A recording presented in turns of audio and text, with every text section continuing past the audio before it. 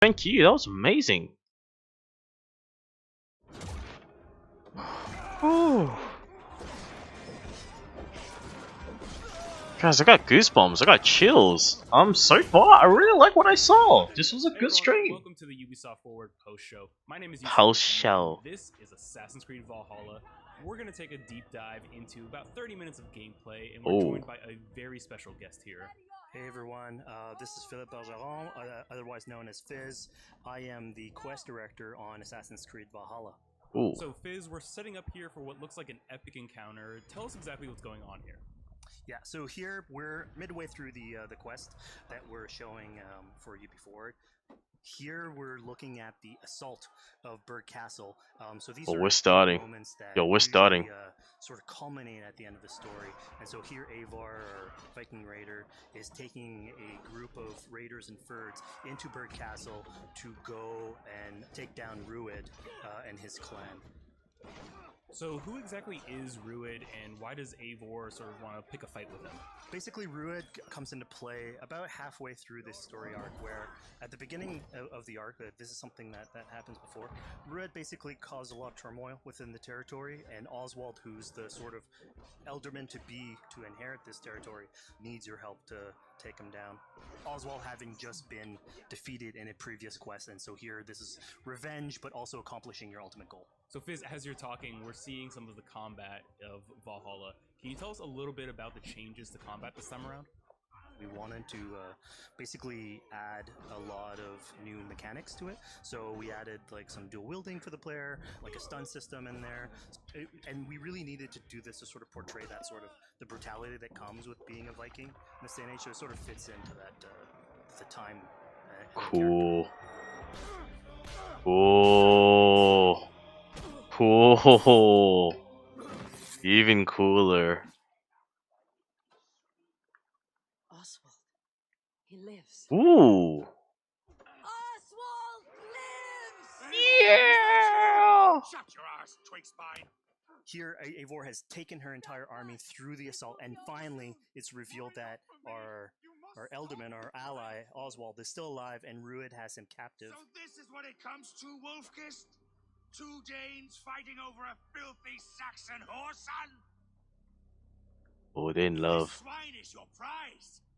Come and get him. Ooh. Love interest going on. So now that we've seen that Oswald is alive, we have Rued within our sights. What's the next step here? So the next move for Eivor is to finally face off against Rued. She has her allies. They can take care of the rest of the army. Now it's time to go one-on-one against Rued in one of our boss battles, actually. Your battle is not yet won, Oswald.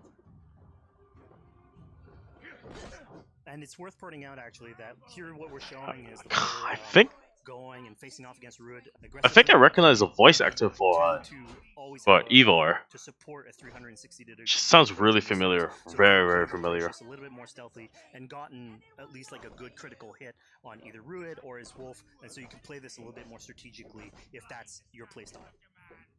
So we're not only fighting Rued here, but also his pet wolf, right? Aww, poor Wolfie. The wolf first, just focus fire on him. It takes at least one opponent out of the combat. Now Rued will have extra abilities that come into play if you do eliminate his wolf, but I think having one opponent less in the battlefield makes for a good strategy in the whole.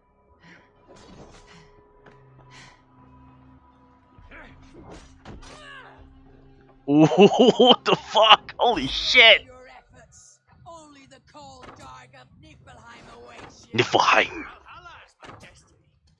That fate will not be met today. Why does they should be ruined, Wolfkist?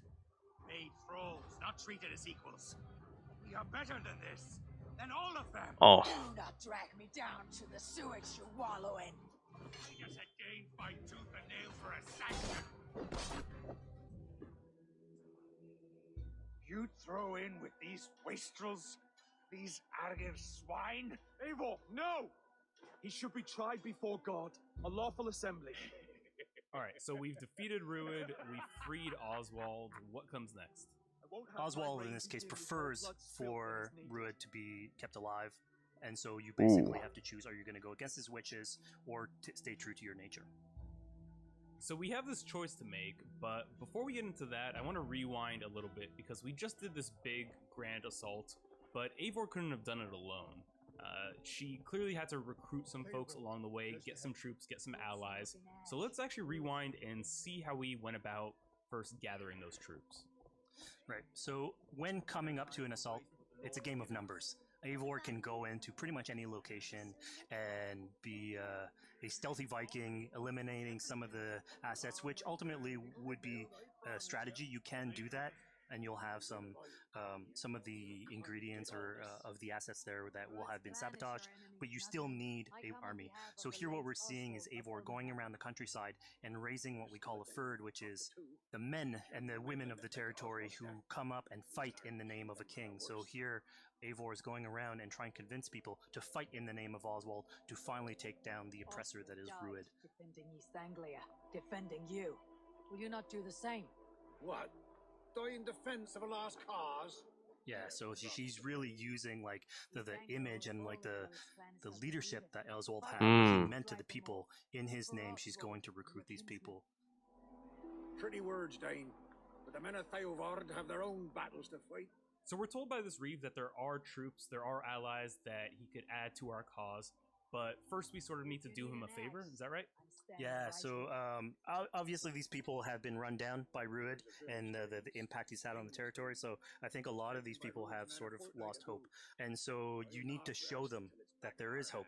And so here Eivor is basically helping them take back one of their prized locations by taking a couple men and raiding a nearby township, basically taking it back for the people and showing that there's a reason to continue fighting and then get them on your side.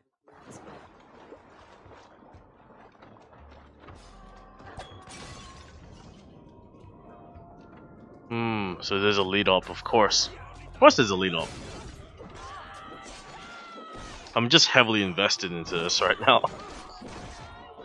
I really like how the environment looks. It looks so gothic and just when cool. Eivor does this, obviously you have access to a full It's like a suite gothic of Assassin's abilities. Creed. So again, the improvements that we've done to the fight system, you have some brutal axe throwing in there. You have archery or like range combat abilities in there as well. So really, again, like depending on what your playstyle is, you can customize your loadout and go in there how you wish.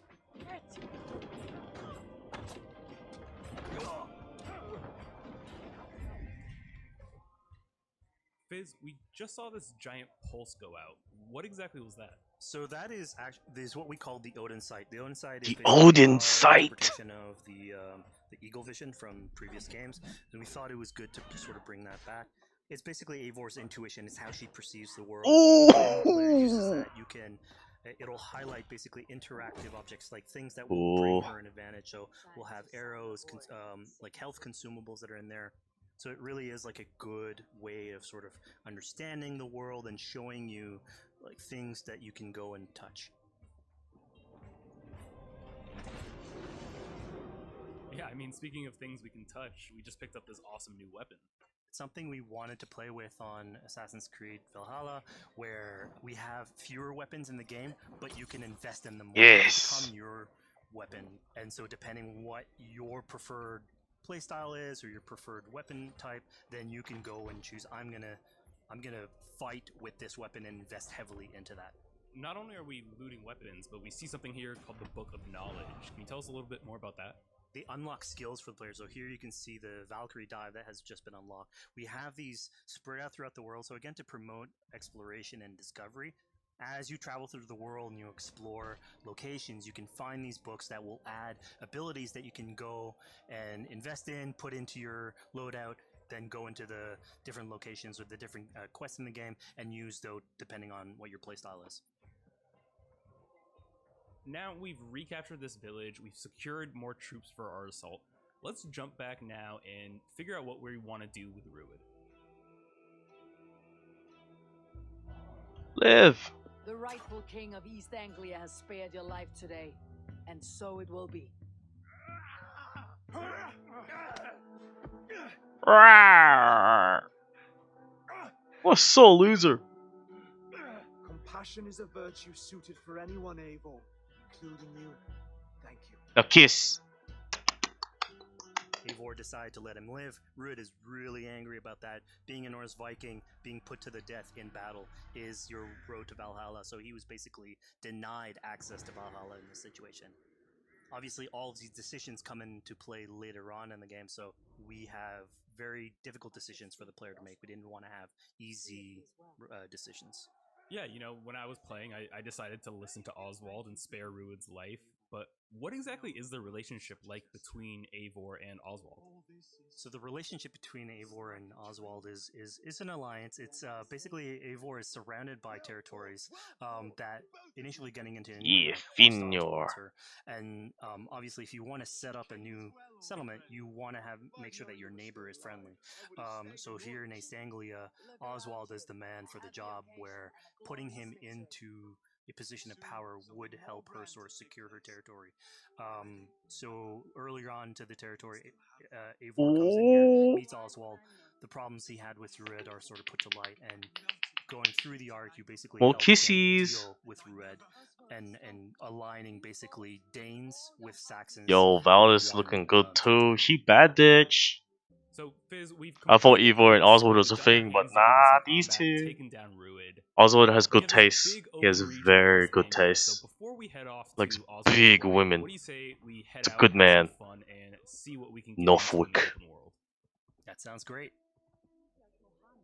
So we see a cat here with a Oh! speech bubble above it, and you best believe if you let me talk to a cat, I'm gonna talk to a cat. Yeah, these are some of our some of my favorite moments actually in the game, where we put out a whole bunch of events throughout the territory, and it sort of rewards again exploration, going around. It's a chance for us also to sort of showcase a different side of Eivor.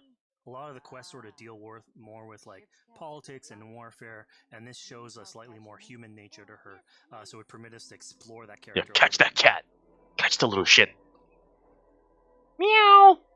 And so here, basically, like you're trying to help a kid with his cat, and ultimately get that cat to sort of join your crew as a cat raider. You just What? said cat raider What? way too casually. You're telling me I could have a cat Viking raider on my lawn? That's exactly what I'm telling you. Oh my god! Oh yes, my I love it. god. Look at that. We're so cute. So yeah, as you're riding around the rivers of England, you would see a cat basically walking around your longship, keeping your Viking raiders company. You know, Oh speaking my of Viking gosh. Longship, we're seeing some of that gameplay here now. Can you talk a little bit about how that works and functions in Valhalla?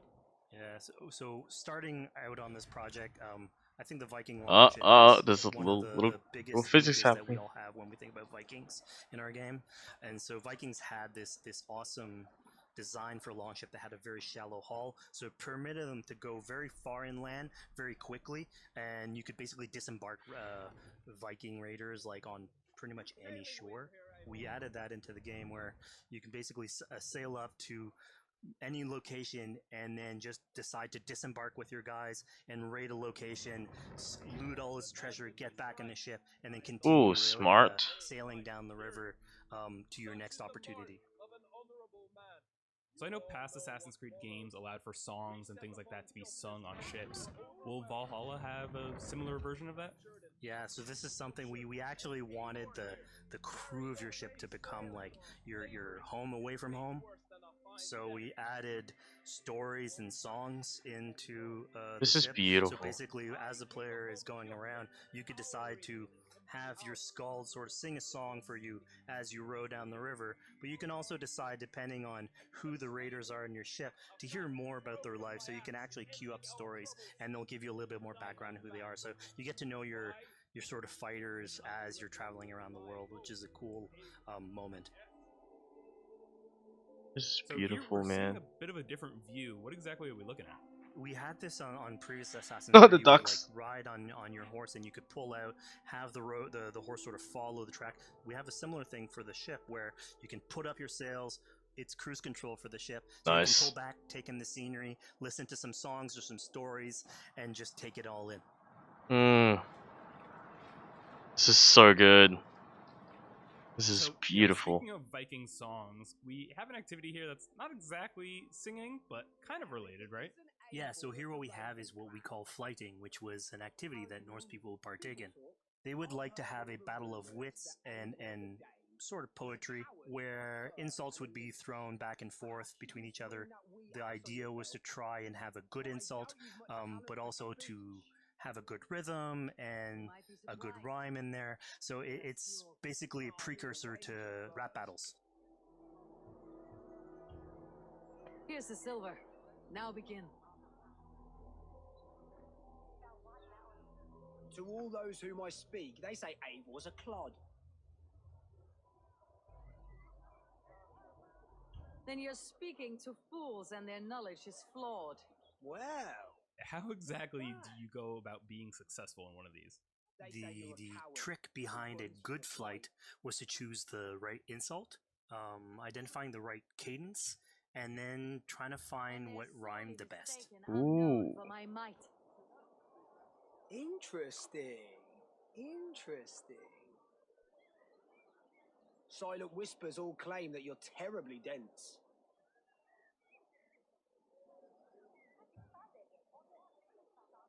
Then you've clearly misheard them. My wit is immense. Looked out with that one. Yo, this is early rapping. Well, what a surprise!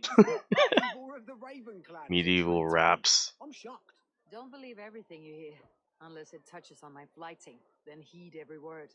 Take the coin. So now that we've proven our sharp tongue and wit, it's Damn. time for a more relaxing activity. So we're fishing here. Oh, fuck that's yeah. it. So we gave Eivor a fishing line, so you can actually throw out a line and go catch some fish. This is used basically to play into our new health loop, where the player will lose health in the world, and it doesn't automatically regenerate like we would have in the past. So you actually have to go out and get some supplies. So Get you'll some find grub. mushrooms, and some food that you can gather. But here, like you can also catch some fish and consume that to regain some health. We also will sometimes have it in certain quests. So it's a good way to sort of chill out on the side of the water and just again take it all in. Get some nice grub in there, girl. Gotta eat, sleep, This is then what fight. we call one of our offering altars. Sleep, eat, So fight. the idea is Sleep, that eat, you fight. find these around the world and you make offerings to it. So it'll take like animal parts and stuff that you can find Giggle, around the giggle. world. Here, what you're seeing though is sort of like a fancy version of it, where as you do your offering, you get interrupted by some kids that basically come and steal your stuff. So it's just a way for us to sort of showcase that like the systems and the activities in the world can sort of play in with some quests and some little events. So it's our way to sort of dress up these moments and make it all fit inside the whole experience. Yeah, this seemed like a really sort of unexpected turn for what I thought was going to be kind of a simple interaction. Yeah, and it's really what we were trying to do with these events is to give another dimension to Eivor, other than just the pure rar Viking or the politician. Because you can imagine at some point that will grow old if you're always telling that version of the character. So it lets us really go into the depth of who is Eivor, what motivates her, how she can interact with the world outside of warfare and politics. Hmm. And it also showcases like a different facet of the world at the same time. It's not only Eivor. So it just widens the breadth of the stories that we can tell. So who exactly are these two children? These are kids of East Anglia. They are going through tough times with whatever Rued's been doing to the territory. And so they're just here trying to survive and basically exploit the people that are there to make offerings. It was kind of nice to see that Eivor wasn't really necessarily upset at them for stealing, and after you talk to them, you have the choice of helping them. You can give them food, give them some money, or maybe just say, "Hey, good luck, on your way." Yeah, and then this is something we also wanted to do a lot. Like, so here we're doing an event, we do it in quests as well, but we want to give a lot of this agency into players' hands so that they can sort of shape Eivor a little bit. Who she is, so it represents them a little bit more, and they can role play that a little bit better. And again, it just gives her like a little bit more humanity in these moments. Provide for small walkers. Yee.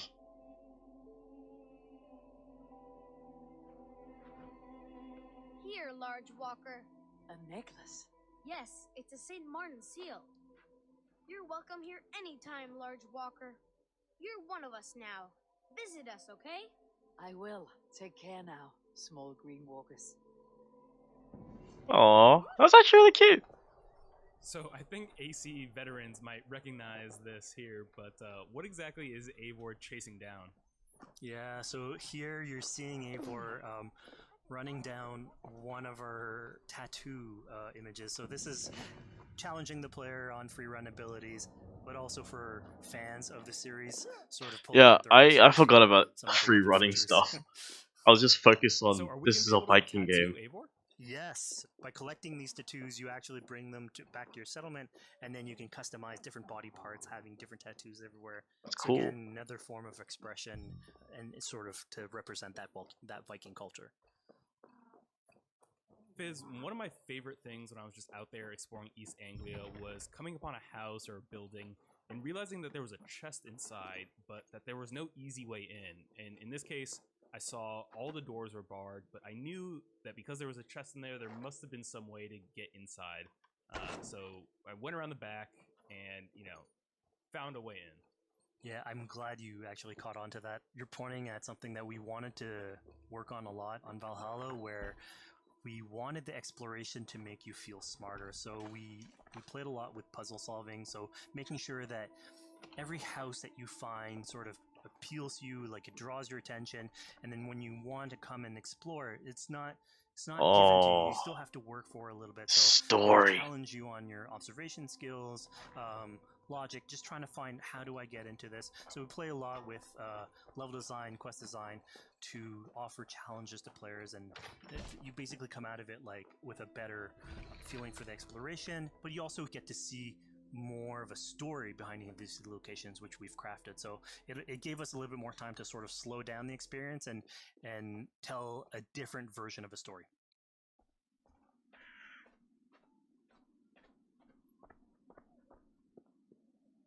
A poor victim of someone's fury. Aw. Yeah, I mean, speaking about exploration and just finding things out in the world, I was just wandering and came across this clearing and found this kind of morbid altar. Yeah, so this is one of our bigger events that we have scattered in the world.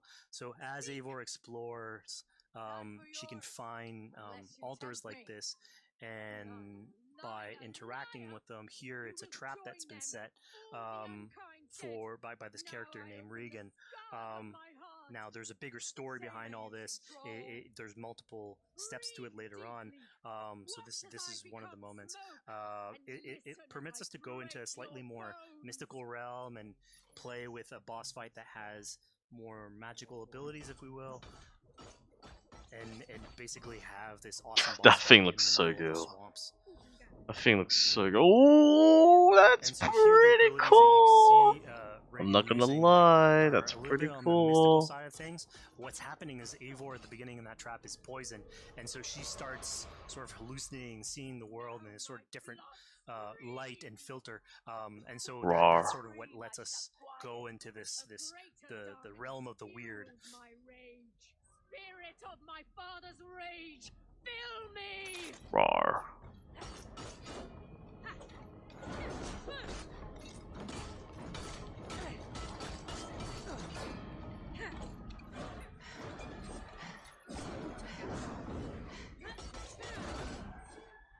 What an interesting boss fight.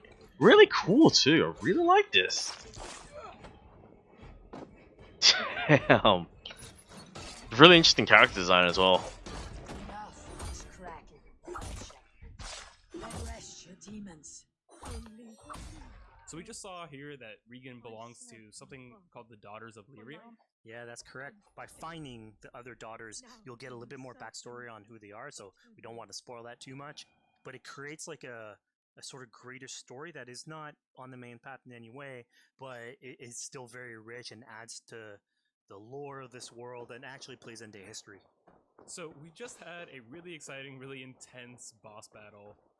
I think it's time for something a little bit more relaxing and calming now. Yeah, it's all about pacing yourself with the highs and the lows. So here we have a low chill moment of what we call building a cairn. So Eivor, as she explores the world, will find these sort of meditative areas where you have a pile of rocks that you could just stack on on top of another using physics. And I mean, Ooh. yeah, the ultimate goal is to try and get the highest pile of rocks, but really it's about taking in the sights, relaxing, taking a step back, and just building something. Together we stack stones into cairns. These? Yes. Think of this as a test of mind and wit. Fuck! Cairn stones high and wide into any shape you like. I mean, you can spend as much time as you want on these things, making them as high as you want, as weird as you want. I'm sure, like, a lot of these stuff will end up on the internet, like people comparing Oh structures. yeah. And the cool thing is that once you've built it and you decide to get out of it, it sort of stays there, and so that's yours, right? And until the moment where you come back and you want to build a new one, it's sort of cool that we were able to give that to players to express themselves. At this point in the demo, we've explored East Anglia. Fuck yeah. We've met some children. Corn We've broken meat. into a house. We fought a boss. We built a cairn. I think now it's finally time to go and head off to Oswald's wedding. Yeah, so Oswald's this is the wedding. moment it's all been building up to. By the moment you get into the territory, it's sort of like mentioned by Oswald that he's trying to get married with his Dane lady. And so as you go through the arc, that's sort of like the underlying thread. Really, it's about Rued creating turmoil in the territory, to and feast. Oswald sort of get above that and show that he's a good leader. And so you finally, after going through all of that arc, finally get these two together, go through their wedding, and you're invited to attend the ceremony. And all the activities and fun times that comes afterwards. Yeah, as much as we've seen the brutal side of England, it's nice to see the joyous side of it as well. That's a good quote. Yeah, and it's something we really wanted to play on in Valhalla. Oh, where she looks Viking good. is not only about being a raider or warrior. I mean, there's revelry. I like there's that feasting, fur there's coat she partying that has. goes on. Like Damn. if someone knows how to party, it's a Viking. Yeah. And so here, this is one of our opportunities to sort of show a sort of Chug, Viking gathering. chug, And chug, what's cool here is chug, it's a chug. good alliance of Norse culture with Saxon culture, sort of smashing those two things together. Oh no. and building bridges. She's Yeah, I mean, what's a drunk. wedding without some drunk archery, right? Yeah, so like anything can happen in a Viking event, right? Eivor, yeah, here, you just get drunk, shoot some arrows. Ah, barely a challenge. Steady all, and ready yourself for the wedding race. The king and his bride against all. What?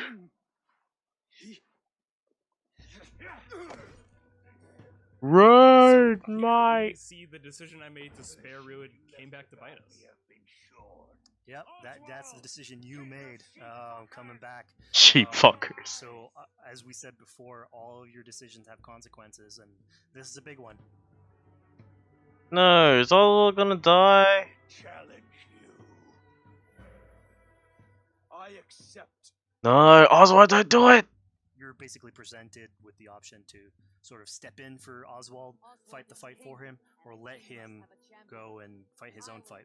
Yeah, personally, I chose to fight myself because I thought Eivor is the type of person who likes to finish what she started. Plank by plank, and a dead king cannot keep his oaths.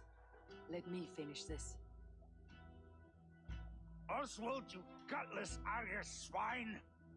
I'll slay the wolf-kissed, then hang you with your own tongue. How does this encounter with Rued differ from our previous fight with him?